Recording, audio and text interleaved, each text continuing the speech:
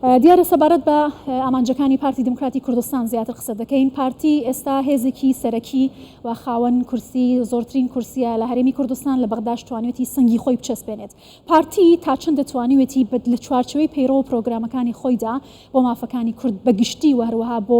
بەرنامە و کاری حزبەکەی بە تایبەتی کار بکات. زیاتر قسە دەکەم میوانێکی بەڕێزم لە ستۆدیۆ لەگەڵا بەڕێز چنار سعد عەبدوڵڵا ئەندامی ئەنجومەنی سەرکردایەتی پارتی دموکراتی کوردستان لە ستۆدیۆ لەگەڵم دەبێت. زۆر بەخێر بێ. پیرۆزەیەدی دامەزراندنی پارتی و هەروەها لە دایکبوونی جنابی سەرۆک بارزانانی لە جەنابەت. ئەمە سەبارەت بە مێژووی دوور و درێژی پارتی دموکراتی کوردستان قسە بکەین. تا ئێستا 76 ساڵ تێدەپەڕێت. پارتی تا چەندە لە ئامانجە سەرەکیەکانی خۆی نزیک بۆتەوە؟ سەرەتا دەمەوێت ئەم دەرفەتە بقۆزمەوە و لێرەوە لە شاشە جوانەکەی K24 پیرۆزبایی خۆم ئاڕاستەی جەنابی سەرۆک بارزانی بکەم، هەم بۆ یادی دامەزراندنی پارتی، هەم بۆ ساڵڕۆژی لە دایکبوونی جەنابیان ئومێدی تەندروستێکی زۆر باشیان بۆ دەخوازم. لە هەمان کاتیشدا پیرۆزبایی لە هەموو ئەندام و دۆست و لایەنگران و هەواداران و خەڵکی کوردستان دەکەم. من پێم وایە پارتی دیموکراتی کوردستان دەستکەوتێکی زۆر گەورەی نیشتیمانیە، شانسی گەلی کوردستانە. کەم جار لە مێژوو پارتە سیاسیەکانی جیهان ئەگەر تەماشا بکەین زۆر کەمن ئەو حزبە سیاسیانەی توانیویانە لە چەندین وێزگەی خەباتی خۆیان تەمەنەکی دوور و درێژ بتوان بەهێز و کاریگەریەوە بمێنەوە. پارتی دیموکراتی کوردستان یەکێکە لەو حزبە سیاسیانەی دەتوانم بڵێم نایابانەی لە ڕۆژهەڵاتی ناوەڕاست توانیویەتی لە ڕۆژی دەستپێچیەوە وێڕای هەموو ئەو وێزگە سەختانەی کە ڕوبەڕووی بۆتەوە. بەڵام تا ئێستاش کە 76 ساڵ تەمەنیتی هێزی یەکەمی سیاسی بێ لە کوردستان و خاوەنی زۆرترین کورسی هۆکاری بەهێزبوونی پارتی چی بۆ تا ئێستا؟ بێگومان بەشێک لە هۆکارەکان بۆ ئەوە دەگەڕێتەوە کە پارتی دیموکراتی کوردستان ئامانج و فەلسەفە و ئەو ڕێبازەی کە خەباتی بۆ دەکات ئامانجێکی ڕەوا و واقع بینانەیە لەگەڵ ئازار و کێشە و پێداویستیەکانی خەڵکی کوردستان کۆکە لە هەموو وێزگەکاندا وی توانیویەتی ببێتە ئەو ناوەندەی هەموو هێزە جیاوازەکان، هەموو چین و توێژە جیاوازەکان، هەموو بۆچوونە جیاوازەکان، هەموو پێکاتە نەتەوەی و ئاینی و مەسەبە جیاوازەکان لە وێزگەیەک لە زەمانێک کە پارتی دادەمەزرێ لە ناو خۆیدا کۆ بکاتەوە و هەموو هێزەکان یەک بخات. ئەمە یەکێکە لە هۆکارە. هۆکاری دووەم ئەوەیە پارتی حزبێکە واقع بینە، هەمیشە هەوڵ دەدا لەگەڵ زەمن لەگەڵ قۆناغەکان بە پێی پێویستی خۆی نوێ بکاتەوە، خۆی تازە بکاتەوە و میکانیزم و ڕێگای تازە تاقی بکاتەوە. لەوەشدا سەرکەوتوو بووە بۆیەش دەبینین پارتی دیموکراتی کوردستان توانیویەتی لەگەڵ زەمن لە قۆناغەکاندا بمێنێتەوە بەهێزیش بمێنێتەوە، چونکە زۆر حزبی سیاسی هاوشانی پارتی دروست بوون بەڵام هێز و قورساییان وەکو پارتی نییە لە ئێستادا. تەمەنیان ڕەنگە لە تەمەنی پارتیش زیاتر بێت لە ڕووی مێژووی دامەزراندنەوە بەڵام ئەو قەبارەیان نییە. جا ئەمە سڕی سەرکردایەتی پارتی، ڕێبازی بارزانی و هەروەها توانای خۆنوێکردنەوەی پارتیە واقعبینی و بەبەردەوام خۆگونجاندنە لەگەڵ بارودۆخ. باشە زۆر قۆناغی جیاواز لە مێژووی پارتیدا تێپەڕێون و ئێستاش دەبینین لە عراق ئاڵۆزی و ناسەقامگیری هەیە. بەردەوام پارتی هەوڵی داوە کە هاوسەنگی هێز بپارێزێت چ لەگەڵ نەیارەکانیدا چ لەگەڵ ئەو لایەنانەی کە ئەبێ لەگەڵیان بکەوێتەوە توێژ. ئەم هاوسەنگیە چۆن ڕاگیراوە؟ پارتی تا چەند دەتوانیوێتی لە ناو خۆدا یەکڕیز بێت بۆ دەرەوەش بتوانێت ئەم هاوسەنگی هێزە ڕابگرێت کە پێگەی خۆی و پێگەی جەماوەڕەکەی بتەوتر بکاتەوە؟ پارتی حزبێکی خاوەن دیسپلینە، خاوەن ئامانج و هەیکەلیەتێکی ڕێکخرا و سەرکردەیەکی بەهێزە.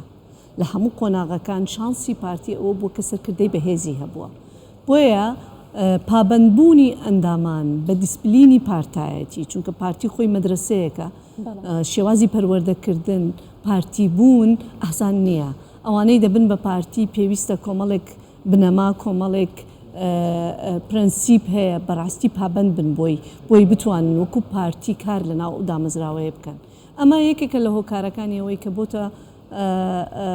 سیمایەکی تایبەتی بە پارتی دەبەخشێ، بۆتە هێزی پارتیەوەیە کە پارتی حزبێکی منەظەمە لە ناو خۆیدا، حزبێکی بەهێزە لە ناو خۆیدا و بڕیار و بەرنامە و پرۆگرامەکانی کە بڕیاری لێ دەدرێ ئەندامانی ئیلتیزامی پێوە دەکەن و ئەمە ڕەنگ دەداتەوە لە شێوازی حکومڕانی، لە شێوازی پەیوەندیەکانی پەیوەندە سیاسیەکانی لەگەڵ هێز و لایەنە سیاسیەکانی بە هەمان شێوە یەکێک لە خاڵە ئەرێنیەکانی پارتی ئەوەیە کە زۆر لایەنی سیاسی متمانە بە هەر بڕیارێک دەکەن بە هەر پەیوەندیەک دەکەن کە پارتی دیموکراتی کوردستان هەوڵدا لەگەڵیان ڕێکی بخات چونکە پێیان وایە خاوەن قەرارە دەتوانانی یەکلای بکاتەوە بڕیارەکان و زۆر بە ئاسانی دەتوانێت قەرارەکانی بدا و دەتوانێت لەسەر ئەو نەهجەی کە داویەتی ئەو بەڵێنانەی کە دەیدا بمێنێتەوە بەڵام بەداخەوە هەندێک هێز و لایەنی سیاسی دیکە هەیە ڕەنگە ئەم جۆرە ڕێکخستنە لە ناوی دانیە جۆرێک لە شپرزایی لە ناوی هەیە بۆیە زۆر جار تووشی کێشە دەبێت لە بڕیاردان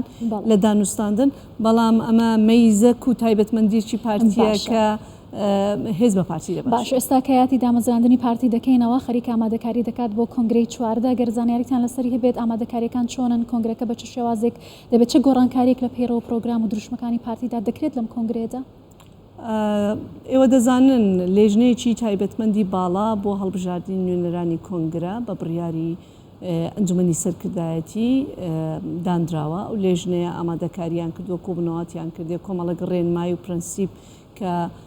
بکرێ پرۆسەی هەڵبژاردنەکانی پێ ئەنجام بدرێ خەریکن ئامادەی دەکەن گەڵاڵەی دەکەن لە نزیکەوە خودی بەڕێز سەرۆکی پارتی دیموکراتی کوردستان سەرۆک بارزانی متابعی هەموو هەنگاوەکان دەکا مەکتەبی سیاسی وەلایەنە پەیوەنددارەکان لەگەڵ یەکتر لە دانوستاندندان کۆبنەوەاتی زۆر دەکرێت ڕەنگە من نەتوانم باسی وردەکاری ئەو پرۆسەیە بکەم چونکە لێژنەی پەیوەنددار هەیە ئەوان دەتوان زیاتر تیشک بخەنە سەرەوە بەڵام دەتوانم دڵنیات بکەمەوە کە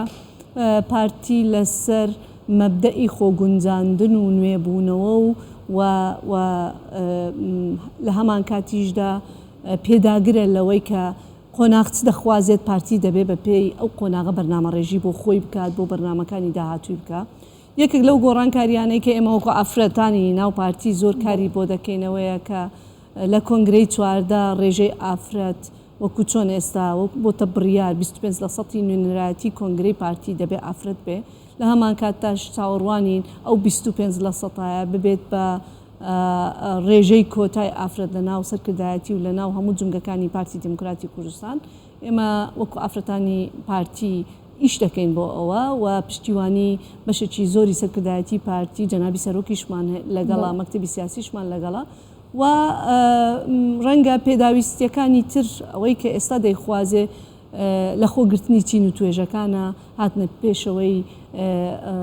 هێز و ئەنێژی گەنجە لە هەمان کاتتا ڕەنگە هەندێک تەکنیکە لە ئیدارەدانی حزبایەتی تەکنیکی نوێ تەکنەلۆجیا مەبادئەکانە پرەنسیپەکانە ئەمڕۆ قۆناغی سیاسی ژیانی سیاسی کوردستان چی پێویستە پارتی دیموکراتی کوردستان بەرنامەڕێژی دەکا بۆ ئەوەی بەهێزتر لە بەیانی لە ساحەی سیاسی لە مەیدان بێ باشە با لە کۆتایشدا پرسیارێک سەبارەت بە